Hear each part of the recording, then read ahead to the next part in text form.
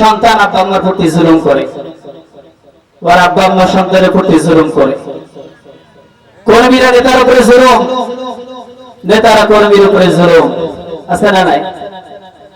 ভাইরা আমার, সংক্ষিপ্ত সময় জুলুমকারীর শাস্তি ভয়ানক হবে। ছোট্ট একটা দৃষ্টান্ত দেই, জালিম হয় যারা, জালিমদের শাস্তি শুধু আখিরাতে নয় দুনিয়ায়ও হয়। দান করেন কে?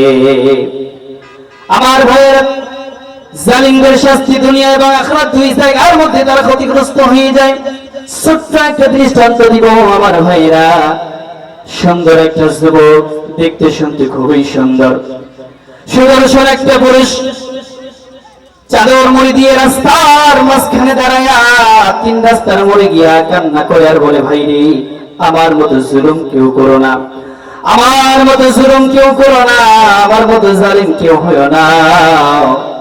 এলাকার লোকগুলো বলছে, ভাই তোমার তো দেখতে খুবই সুন্দর, কি সমস্যা তোমার? তিন রাস্তার মোড়ে এরকম কম্বল মুড়ি দিয়ে গরমের দিনে কেন তুমি মানুষকে বলে বেড়াচ্ছ কারো উপরে জুলুম করো না? কারণটা কি?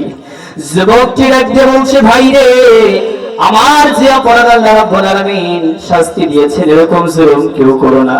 লোকেরা বলছে, কি হয়েছে ভাই, কি সমস্যা বলো দেখি, আমরাও জানতে চাই। যুবকটি ডাকতে বলছে, ভাইয়ের আমার, তাহলে শোনো, আমার দল যখন ক্ষমতায়, আমার অনেক পাওয়ার, নিজের হাত আর একটা অপরের হাত শক্তি বড় মোটামুটি, আমি রাস্তা দিয়ে নদীর ধার দিয়ে যাচ্ছিলাম, যখন দেখলাম একটা জেলে মাছ মারতেছে প্রায় সন্ধ্যার দিক, তার কাছে যখন আমি গেলাম, যাওয়ার পর দেখলাম জেলের পাতিলের মধ্যে একটা বড় মাছ, একটা বড় বোয়াল মাছ। আমি জেলে কি বললাম, জেলের এই মাছটা আমার লাগবে। জেলে আমার ডাক দিয়ে বললো, না ভাই, মাছটা আমি দেবো না, আমার সন্তানেরা বড় আশা করেছে আজকে আমার সন্তানদেরকে আমি মাছটা রান্না করে আমার সন্তানদেরকে খাওয়াবো। না না, আমি মাছটা বিক্রি করতে পারবো না। যুবক ছেলেটি ডাক দিয়ে বলছে, তোমার কাছ থেকে ক্রয় করতে চাই কে? আমি তোর কাছ থেকে জোর করে নিয়ে নেব। লোকটি বলছে, জেলে বলছে, না আমি দেবো না। যুবকটি বলছে, না দিতেই হবে। জেলে বলছে, দিব না। লোকটি বলছে, দিতেই হবে, দিতেই হবে। শেষ পর্যায়ে জেলের কাছ থেকে জোর করে মাছটা ছিনিয়ে নিল। আমার ভাইয়েরা, মাছটা এবার ধরে বাড়ির মধ্যে যখন যাচ্ছেন, আল্লাহ রাব্বুল আলামিনের হুকুম হয়ে গেল, ওই জেলে, ওই যুবক যখন মাছটা নিয়ে যাচ্ছেন, মাছটা ওই যুবকের হাতের মধ্যে একটা কামড় মেরে দিল। তখন কোনো যন্ত্রণা শুরু হয় নাই। জেলে নয়, এবার যুবক ছেলেটি বাড়ির মধ্যে যখন চলে গেল, বিবিরে ডাক দিয়ে বলছে, বিবিরে, এই দেখো কত বড় বোয়াল মাছ, এটা সুন্দর করে রান্না করো, তুমি আমি আর আমার সন্তানগুলো মিলে খাবো। একজনের খাবার আর একজন কেড়ে নিল। কেমনে? যুবক ভাইরা মনোযোগ দিয়ে শোনেন। এবার যখন তার স্ত্রীর কাছে মাছটা দিল, তার স্ত্রী সুন্দর করে রান্না করলো, স্বামী স্ত্রী সন্তানেরা এবার রাতের বেলা সুন্দর করে খাবার যখন খাইলো, আমার দিনী ভাইয়েরা, আমার বন্ধুগণ, গভীর রাত্রে যখন স্বামী আর স্ত্রী মধুর গল্প করতে করতে ঘুমিয়ে গেল, যখন ঠিক মাঝরাত যখন যুবক এবার লাফ দিয়ে বিছানা থেকে উঠে গেল, তখন পরে আল্লাহু আকবার, যুবকটি লাফ দিয়ে বিছানা থেকে উঠে গেল। আর বিবিরে ডাক দিয়ে বলছে, বিবিরে, আমি যখন মাছটা নিয়ে আসছিলাম হাতে করে, মাছটা আমার হাতের মধ্যে একটা কামড় দিয়েছিল। বিবির, ওই সময় আমার হাতের মধ্যে তেমন কোনো যন্ত্রণা আমি অনুভব করি নাই, কিন্তু এখন প্রচন্ড ব্যথা শুরু হয়ে গিয়েছে, সহ্য করতে পারছি না। বিবি এবার উঠলো, গভীর রাত্রে তেল গরম করে ওই জায়গার মধ্যে দিল। আবার শেষ প্রহরে আরেকবার দাঁড়িয়ে গেল, বলছি, বিবিরে, কমে না, কমে না। সকাল পর্যন্ত অপেক্ষা করলো, যখন যুবকের হাতের ব্যথা কমে না, সকাল হলো যখন, যুবক ছেলেকে এবার ডাক্তারের কাছে চলে গেল। তখন আমার তিনি ভাইয়ের, আমার ও যুবক ভাইয়েরা, জুলুম কত বড় শাস্তির কারণ হয়ে যেতে পারে। গভীরে মনোযোগ। ডাক্তারের কাছে যখন যুবকটি গেল ওই হাতের ব্যথা নিয়ে, ডাক্তারকে ডাক দিয়ে বলছে, ডাক্তার, গতকাল রাতে একটা মাছ আমি বাজার থেকে আনার সময় আমার হাতের মধ্যে একটা কামড় দিয়েছি। রাতের বেলা ঘুমিয়েছি, যখন প্রচন্ড ব্যথা শুরু হয়েছে, যখন তেল পড়ে দিয়েছি, যখন আরো ব্যথা বেড়ে গিয়েছে, তখন সকাল হয়েছে, যখন ব্যথার তীব্রতা আরো বেড়ে গিয়েছে, তখন সহ্য করতে না পেরে তোমার কাছে এসেছি, মেহেরবানি করে আমার হাতের চিকিৎসা দাও। ডাক্তার এবার সুন্দর করে ড্রেসিং করে দিল, ব্যান্ডেজ করে দিয়ে বলল ঠিক আছে 1 সপ্তাহ ওষুধ করে লিখে দিচ্ছি, খাও। 1 সপ্তাহ পরে আমার সাথে আবার দেখা করে যেও। যুবকটি চলে গেল, 1 সপ্তাহ অপেক্ষা করল, ওষুধ খাই যত ব্যথা বাড়ে তত, আল্লাহু আকবার, দিন যায় যত ব্যথা বাড়ে তত। এবার যুবকটি আশ্চর্য হয়ে গেল, আরে কি ডাক্তার চিকিৎসা করলো, আমার হাতের ব্যথা তো সারে না। আমার তিনি ভাইরা গভীর মনোযোগ, 1 সপ্তাহ পরে ডাক্তারের কাছে আবার যুবক ছেলেটি চলে গেল, গিয়ে বলল ডাক্তার কি চিকিৎসা করেছেন আমার হাতে, আমার হাতের ব্যথা তো কমে না বরং বাড়ে। ডাক্তার এবার ব্যান্ডেজটা হাত থেকে খুললো, যখন দেখলো হাতের কবজি থেকে পছন্দ হয়ে গিয়েছে, বলি আল্লাহু আকবার। ডাক্তার আশ্চর্য হয়ে গেল, কে এত সুন্দর করে চিকিৎসা করলাম আর হাতের পছন্দ ধরলো কবজি সহ, কারণটা কি? ডাক্তার এবার ফাইনালি জানিয়ে দিল, যুবক তোমার হাতটা কবজি পর্যন্ত কেটে ফেলে দিতে হবে, যদি কবজি পর্যন্ত কেটে না দাও তাহলে বড় ক্ষতি হতে পারে। যুবক ছেলেটি বলছে ডাক্তার যে তীব্র ব্যথা শুরু হয়ে গিয়েছে, হাতের কবজি পর্যন্ত কাটলে পরে যদি হাতের ব্যথা ভালো হয়ে যায় আপনি তাই করেন, আমার হাতটা কবজি পর্যন্ত কেটে দেন। আমার ভাই আবার ডাক্তার হাতটা কেটে সুন্দর করে ব্যান্ডেজ করে এবার যখন পাঠিয়ে দিল, বললে 1 সপ্তাহ পরে আবার দেখা করবা। আমার দিদি ভাইরা 1 সপ্তাহ যখন দিনের পর দিন যাচ্ছে, যুবকের হাতের ব্যথা আরো বাড়তে আসতে, বলে আল্লাহু আকবার। আমার ভাইরা 1 সপ্তাহ চলে গেল, যুবকের হাতের ব্যথা কমলো না। যুবকটি আবার চলে গেল ডাক্তারের কাছে, 1 সপ্তাহ পরে বললো ডাক্তার কি চিকিৎসা করেন, বুঝি না হাতের ব্যথা কেন কমে না। ডাক্তার এবার হাতের ব্যান্ডেজ খুললো, যখন ডাক্তার আশ্চর্য হয়ে গেল, তখন ডাক্তার দেখা হারে যুবকের কোনই পর্যন্ত হাতটা পচে গিয়েছে, আল্লাহু আকবার। যুবকের হাতের কবজি কোনই পর্যন্ত হাত পচে গিয়েছে। ডাক্তার বলছে যুবক তোমার হাতের কোনই পর্যন্ত যদি কাটা না হয় তাহলে তোমার অবস্থা বড় মর্মান্তিক হয়ে যাবে। আমার ভাইরা যুবককে বলছে ডাক্তার আমার হাতের কোনই পর্যন্ত কাটলে যদি হাতের ব্যথা সেরে যায় তাহলে তাই করুন, বলেন আল্লাহু আকবার। আমার দিনী ভাইরা আবার ডাক্তার কোনই পর্যন্ত হাতটা কেটে ফেলে সুন্দর করে ব্যান্ডেজ করে দিল। দেওয়ার পরে আবার 1 সপ্তাহ চলে গেল, ব্যথা তো কমে না, ব্যথা বাড়তে আসতে। আমার ভাইরা আবার 1 সপ্তাহ পরে ডাক্তারের কাছে গেল, যখন ডাক্তার বাম খোলার পরে আশ্চর্য হয়ে গেল, দেখি এবার হাতের এই জায়গায় পর্যন্ত পছন্দ হয়ে গিয়েছে, আল্লাহু আকবার। ভাইরা আমার ডাক্তার আর চিকিৎসা করে না। ডাক্তার বলে যুবক আমি তোমার সাথে কয়েকটা কথা বলতে চাই। যুবকটি বলছে ডাক্তার অবশ্যই বলেন। বলছি যুবক রে বলো তো দেখি তোমার হাতের যে কন্ডিশন, তুমি সত্য করে বলো তো দেখি এই হাত দিয়া কারোর উপরে জুলুম করেছো নাকি? আল্লাহু আকবার। আরে যুবক এই হাত দিয়া কারোর উপরে জুলুম করেছো নাকি বলো তো দেখি, কারণ এরকম দৃশ্য এরকম রোগী আমার জীবনে আমি দেখি নাই। যুবকটি আর অপেক্ষা করলেন না, সত্য কথা বললেন। সমস্ত ঘটনা অপেক্ষা করে যখন বললেন ডাক্তার বলছি যুবক রে তোমার এই হাতের কন্ডিশন আমি কেন দুনিয়ার কোনো ডাক্তার ভালো করতে পারবে না, এই হাতের বিচার স্বয়ং আল্লাহ রাব্বুল আলামিনের হাতে চলে গিয়েছে, বলেন সুবহানাল্লাহ। যুবক বলছে ডাক্তার তার উপায় কি? বলছে যার উপরে জুলুম করেছে তার কাছে চলে যাও, সে যদি তোমাকে মাফ করেন আল্লাহ রাব্বুল আলামিন হয়তো তোমাকে মাফ করতে পারেন। মনে রাখবেন ভাইরা আমার, আপনি জুলুম করেছেন একজনের কাছে আর ক্ষমা চাচ্ছেন আল্লাহ রাব্বুল আলামিনের কাছে, আল্লাহ রাব্বুল আলামিন আপনাকে ক্ষমা করবেন না। আমার ভাইরা আল্লাহ রাব্বুল আলামিনের কাছে ক্ষমা তো চাইবেন, বরং যার উপরে জুলুম করেছেন তার কাছেও ক্ষমা চাইতে হবে। ভাইরা আমার যুবক এবার হয়রানি হয়ে সেই ছেলেকে খুঁজতে শুরু করলো। এক পর্যায়ে ছেলেকে দেখতে পাইল, যখন যুবকটি কেঁদে কেঁদে বলছে ও জেলে আমাকে কি চিনতে পেরেছো? জেলে কেঁদে কেঁদে বলছে ভাই আমি চিনতে পেরেছি, আমার কাছ থেকে আর মাছ দেও না, আমার কাছে মাছ নাই। যুবকটি ডাক দিয়ে বলছে ভাই জেলে আমি তোমার কাছে মাছ নেওয়ার জন্য আসি নাই, ও জেলে আমি তোমাকে একটা প্রশ্ন করতে চাই, আমি তোমার কাছ থেকে যখন মাছটা ছিনিয়ে নিয়ে বাড়ি যাচ্ছিলাম তুমি কি আল্লাহর কাছে আমার নামে কোনো বিচার দিয়েছো নাকি? জেলে এবারে বলছে ভাই তুমি আমার কাছ থেকে মাছটা নিয়ে গিয়েছো যখন আমার কলিজার টুকরা 3টি সন্তান আছে, ঠিক মতো কয়েকদিন থেকে খাওয়া দিতে পারি না। আমার কাছে ওই দিন আমার সন্তানেরা কান্না করে করে বলেছিল, আপু আজকে মাছ নিয়ে আসবো, আজকে আমরা মাছ দিয়ে ভাত খাবো। সকাল থেকে সন্ধ্যা পর্যন্ত আমি নদীর মধ্যে জাল ফেলেছি, মাছ পাই না, মাছ পাই না। সন্ধ্যার দিক হলো যখন আমার জালের মধ্যে বড় একটা বোয়াল মাছ ধরা পড়লো, তখন আমার মনের মধ্যে আনন্দ চলে আসলো। আমার কলিজার টুকরো সন্তানদের মনের আশা আমি পূরণ করতে পারবো। ঠিক যখন বাড়ি যাবো ভাবতেছি, তুমি ওই সময় আমার কাছ থেকে মাছটা ছিনিয়ে নিয়ে গিয়েছো।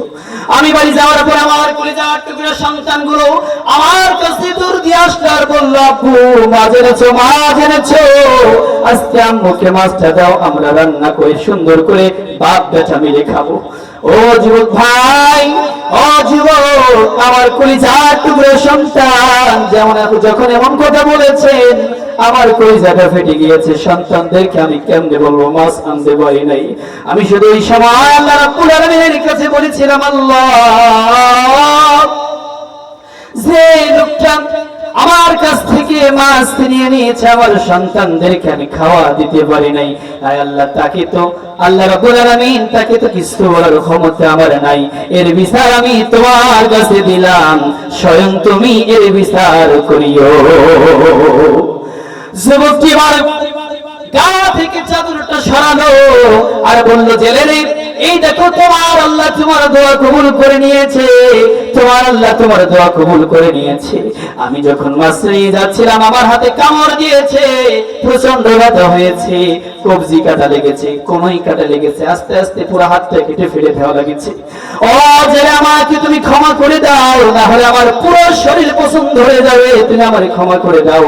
পা দুইটা ধরলেন যখন, জেলে বারে বলছে, ও যুবক, আমি তোমার ক্ষমা করতে পারি। আমার ভাইয়েরা মনে রাখবেন, গরিব লোকদের ক্ষমার চরিত্রটা খুব সহজে আসে, কিন্তু বড় লোকদের আসে না। আমার ভাইয়েরা, জেলে এবার বলছে, যুবক, আমি তোমার ক্ষমা করে দিয়েছি, তবে যুবক তোমাকে তিনটা শর্ত দিব। এক নম্বরে মানুষের উপরে জুলুম করবা না। দুই নম্বরে যে ক্ষমতার জোরে তুমি আমার কাছ থেকে মাছটা ছিনিয়ে নিয়েছো, এই ক্ষমতা তোমাকে ত্যাগ করতে হবে। তিন নম্বর হলো তুমি মানুষের কাছে দাওয়াত পৌঁছায় দিবা, মানুষেরা যেন আর কারো উপরে জুলুম না করে। আল্লাহু আকবার। আমার ভাইরা, এই জন্য জুলুম কেউ করবেন না। আপনি মনে করেছেন আপনি জুলুম করেছেন, জুলুম করে আপনি সুখে আছেন না। প্রকৃত জুলুমের শিকার যে হয়েছে, যদি আল্লাহ রাব্বুল আলামিনের কাছে বিচার দেয়, সেই বিচার আল্লাহ রাব্বুল আলামিন সঙ্গে সঙ্গে কবুল করে নেয় বলে আল্লাহু আকবার। আমার ভাইরা, ৫ নম্বর হলো মুনাফিকি করা। মুনাফিকদের চরিত্র হলো আবার ৩ রকম। ১ নম্বর হলো মিথ্যা কথা বলে, মানুষকে মিথ্যা অপবাদ দেয়। বলেন কথা ঠিক কিনা? কথায় কথায় মিথ্যা কথা বলে যারা মুনাফিক, তারা মুনাফিক, যারা কুফরি করেছে, তারা কবিরা গুনাহ করেছে, তারা আল্লাহর জাহান্নামে চলে যাবে তারা। আমার ভাইয়েরা, আমার বন্ধুগণ, আমার বাবাজিরা, এদেশের মধ্যে আমাদের একজন উজ্জ্বল নক্ষত্র কোরআনের পাখি ছিল। আল্লাহ আমাদের হোসেন সাইদ রাহিমাহুল্লাহ অন্তত 50টি বছর কোরআনের তাফসীর করেছেন সারা দেশে বিদেশে।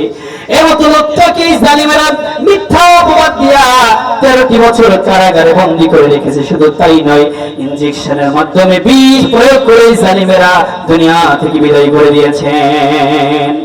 আমার ভাইরা, মিথ্যা কথা বলে যারা, মিথ্যাবাদী হয় যারা, আল্লাহ রাব্বুল আলামিন শুধু আখিরাতে নয়, তাদেরকে দুনিয়ার জমিনে লাঞ্ছিত করে বিদায় করে দিবেন। ভাইরা আমার, ইমাম মালিক রহমাতুল্লাহি আলাইহির জামানায়, ইমাম মালিক রহমাতুল্লাহি আলাইহি তিনি যখন মদিনার, আমার ভাইয়েরা, শাসক, মদিনার ইমাম, আমার ভাইয়েরা, ওই এলাকায় একদিন একটা মহিলা মারা গেল, খুব ভদ্র মহিলা।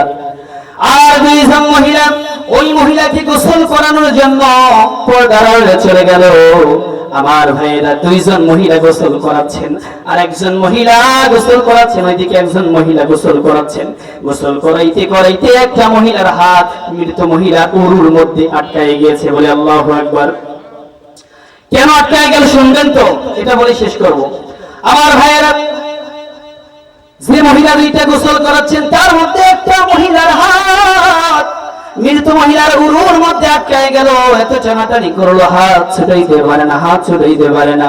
পাশের মহিলাটারে বললো, বোন আমার হাতটারে কেন জানি তার উরু থেকে সরাইতে পারি না। পাশের মহিলা টানাটানি করে খোলাইতে পারে না। বাইরে থেকে কয়েকজন মহিলার কাছে সংবাদ দেওয়া হলো, যখন কয়েকজন মহিলা পর্দার আড়ালে চলে গেল, তখন পর্দার আড়াল থেকে মা বোনেরা টানতে টানতে শুরু করলো, কিন্তু ছুটাইতে পারলো না। আমার ভাইয়েরা, আমার বন্ধুগণ, বিষয়টা খানিক সময়ের মধ্যে সকলের কাছে পরিচালিত হয়ে গেল, সবার কাছে চলে গেল। আমার ভাইয়েরা, পুরুষ লোকেরা সিদ্ধান্ত নিল, কোথায় ডাক্তার নিয়ে আসো, কবরেজ নিয়ে আসো। সবাই চেষ্টা করলো, কেউ যখন পারে না, ওই এলাকার মধ্যে কিছু মুরব্বী পার্সের লোক যারা, তারা বলল, এই ফয়সালা আমাদের দেশে ইমাম মালিক রহমাতুল্লাহি আলাইহি দিতে পারেন। কারণ ইমাম মালিক রহমাতুল্লাহি আলাইহি তিনি ফয়সালা দেন শুধুমাত্র কোরআন দিয়ে। বলেন সুবহানাল্লাহ। কারণ এই কোরআন এমন একটা কিতাব, দুনিয়ার এমন কোন সমস্যা নাই যার সমাধান এই কোরআনুল কারীমের মধ্যে আল্লাহ রাব্বুল আলামিন দেন নাই। ইমাম মালিক রহমাতুল্লাহি আলাইহি, আমার ভাইরা, লম্বা ঘটনা সংক্ষিপ্ত করে বলি, ইমাম মালিক রহমাতুল্লাহি আলাইহি কি নিয়ে আসা হলো। ইমাম মালিক রহমাতুল্লাহি আলাইহি পর্দার এপার থেকে বলল, ওই মহিলাকে, যে মহিলার হাত মৃত্যু মহিলার হাতের সাথে আটকায় গেছে, মৃত্যু মহিলার সাথে যে মহিলার হাত আটকায় গেছে, ইমাম মালিক রহমাতুল্লাহি আলাইহি বলছেন, মা তোমার হাত আটকায় গিয়েছে, আমি তোমাকে কয়েকটা কারণ বলি, কয়েকটা প্রশ্ন করি, তুমি উত্তর দিবা, সঠিক উত্তর। এক নম্বর উত্তর প্রশ্ন করলেন, মা তুমি যখন মহিলার উরুর মধ্যে হাত নিয়ে গিয়েছো, তুমি কি তার সম্পর্কে কোনো খারাপ পেশন করেছো নাকি, খারাপ ধারণা করেছো নাকি? দুই নম্বর, দুনিয়ার জমিনে তার বিরুদ্ধে কোন ষড়যন্ত্র করেছো নাকি, মিথ্যা গুজব রটাইছো নাকি? আমার ভাইয়েরা, আমার বন্ধুগণ, আমার যুবক ভাইয়েরা, মহিলা আর মিথ্যা কথা বললেন না, বললেন, ইমাম সাহেব আপনাকে আর মিথ্যা কথা বলবো না, দুনিয়ার জমিনে এই মহিলার ব্যাপারে আমি একটা মিথ্যা কথা, ষড়যন্ত্র আমি তার বিরুদ্ধে করেছিলাম। আমি একদিন দেখেছিলাম এই মহিলাকে একটা দুশ্চরিত্র পুরুষের বাড়ি থেকে বের হতে, এরপরে আমি বলেছিলাম মানুষদেরকে যে এই মহিলার চরিত্র ভালো না, এই মহিলা অপর পুরুষের সাথে মেলামেশা করেছে। আমার ভাই ইমাম মালিক রহমাতুল্লাহি আলাইহি বলছেন, মা তুমি যে খারাপ ধারণা করেছো, দুনিয়ার কোন কবরেজ বা ডাক্তার তোমার এই রোগের সফলতা করতে পারে না, সমাধান করতে পারে না। তোমার সমাধান হতে পারে আল্লাহর কোরআন দিয়া। ইমাম মালিক রহমাতুল্লাহি আলাইহি ওই সময় সমস্ত মানুষের সামনে আল্লাহ রাব্বুল আলামিনের কোরআনের আয়াত প্রেরণ করলেন। আল্লাহ রাব্বুল আলামিনের কথা জানাতে দিলেন, আল্লাযীনা ইয়ারমুনাল মুহসানাতি ثم لم يأتوا بأربعة شهداء فاجلدوهم 80 جلدة ولا تقبلوا لهم شهادة أبدا أولئك هم الفاسقون। আল্লাহ রাব্বুল আলামিন সূরাতুন নূরের 4 নম্বর আয়াতে কারিমার মধ্যে ঘোষণা করে দিয়েছেন, দুনিয়ার জমিনে একজন মানুষ অপর মানুষের বিরুদ্ধে যদি কোনো মিথ্যা গুজব লটায়, এরপরে তার বিরুদ্ধে 4টি প্রমাণ যদি জোগাড় করতে না পারে, তার ওই ঘোষণা তো কবুল করা হবে না, বরং তার পিঠের মধ্যে আল্লাহর কোরআনের আইন 80টা চাবুক মারতে হবে। 80টা চাবুক মেরে মেরে তার ওই প্রতিশোধ নিতে হবে। বলেন সুবহানাল্লাহ। আমার ভাইয়েরা, ইমাম মালিক রহমাতুল্লাহি আলাইহি ঘোষণা করে দিল, এই মহিলার উপরে 80টা চাবুক মারতে হবে। 80টা চাবুক মারলে পরে আল্লাহর কোরআনের আইন ফয়সালা করলে পরে তাহলে আল্লাহ রাব্বুল আলামিন থেকে মুক্ত করবেন। আমার ভাইয়েরা, এরপরে চাবুক মারতে শুরু করা হলো। 10, 20, 50, 50, 60, 70, 80টা মাইল, 79টা মাইল যখন তার পিঠের মধ্যে দেওয়া হলো, তারপরও তার হাত ওই জায়গা থেকে সরে না। ইমাম মালিক রহমাতুল্লাহি আলাইহি এরপরে বিসমিল্লাহির রহমানির রহিম বলে ওই মহিলার উপরে 80 নম্বর চাবুক মারলেন। যখন আস্তে করে হাতটা ছুটে গেল, তখন বলে সুবহানাল্লাহ।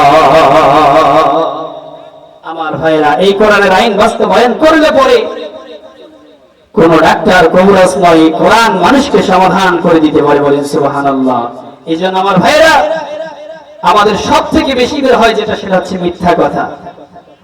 আমাদের এমন কোন দিন নাই সে মিথ্যা কথা বের হয় না। চলতে ফিরতে সর্বসময় আমরা মিথ্যা কথা বলি। মিথ্যা কথা এটা হচ্ছে কুফরি, এটা হচ্ছে মুনাফিকি।